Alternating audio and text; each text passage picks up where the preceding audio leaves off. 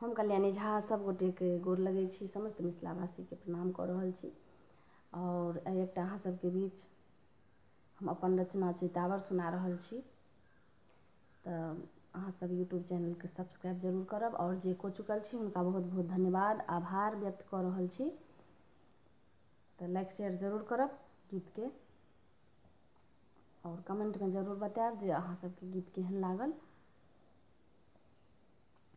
जो है पियबा के बटिया हो रामा झहरैयन ना, जो है पियबा के बटिया हो रामा झहरैयन ना, झहरैयन ना हो झहरैयन ना, झहरैयन ना हो झहरैयन ना, मन व्याकुल दीन रैना हो रामा झहरैयन ना, मन व्याकुल दीन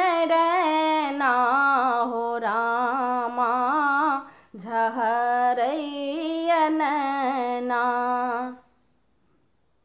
जहिया सौंपिया मोरा गेलह नौकरिया, केलनी ने फोन ने भेजलनी चिट्ठिया, जहिया से पिया मोरा गेलह नौकरिया, केलनी ने फोन ने भेजलनी चिट्ठिया, रही रही धड़कैया छतिया हो रामा झहरैयन ना, पिया बिनु दिन मान व्याकुल हो रामा झहरैयन ना।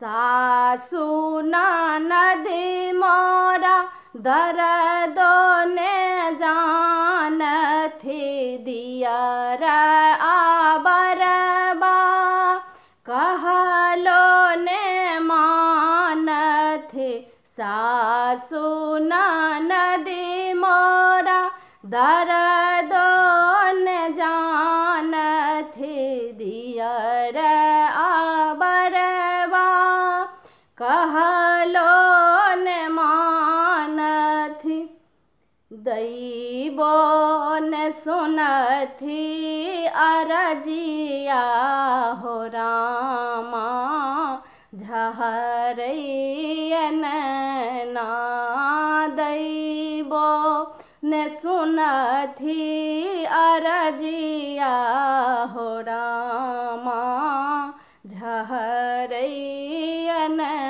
ना, मन व्याकुल दीन रैना हो रामा झहरैयन ना। बन बान गूंजई कोयली बिरनिया, हमरो उड़लक रातु कनिनिया, बन बन गूंजय काली कोयलिया, हमरो उड़लक रातु कनिनिया, ककरा कहब निज बतिया हो रामा झहरैयन ना, ककरा कहब निज बतिया हो रामा झहरैयन नैना मन व्याकुल दीन रैना हो रामा झहरैया नैना। बहुत बहुत धन्यवाद।